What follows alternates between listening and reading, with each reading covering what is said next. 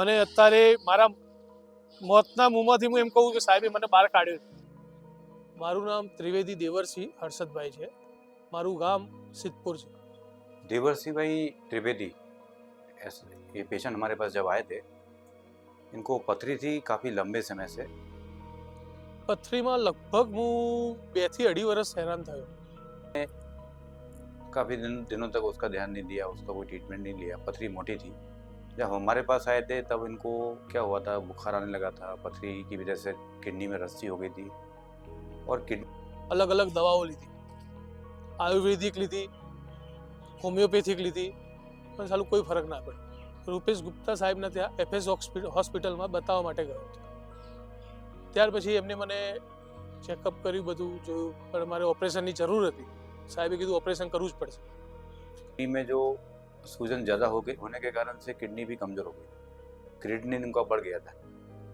तो उस कंडीशन में हमने इनको पहले तो स्टेंट डाला, किडनी में रस्सी निकाली, और जो इनका इन्फेक्शन था वो मल्टी ड्रग रेजिस्टेंट था. इवन कोलिस्टीन और पॉलीमिजिन करके टेबलेट इंजेक्शन आते हैं जो रेयर केस में यूज करने पड़ते हैं, केवल वही सेंसिटिव थे.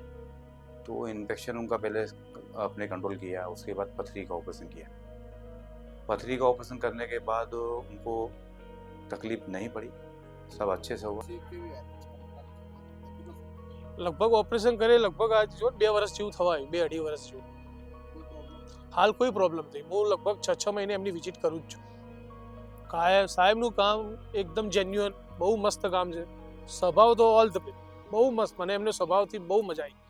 इसमें काफ़ी दिनों तक पथरी का ट्रीटमेंट ना लो, पथरी मोटी हो और पथरी नहीं निकलने वाली है और उसमें आप चेकअप नहीं कराते हो, तो वो पथरी की वजह से जो किडनी में सूजन हो जाती है और किडनी में भी रस्सी हो जाती है.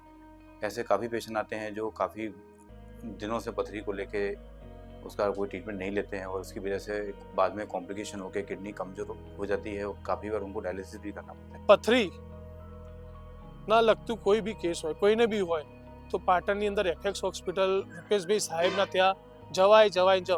અને મારું એમ માનવું છે કારણ કે યુરોલોજિસ્ટ હોય તો યુરોલોજિસ્ટ જ બતાવવું, અને એમાં રૂપેશભાઈ ગુપ્તા પાટણની અંદર ધી બેસ્ટ મસ્ત ડૉક્ટર.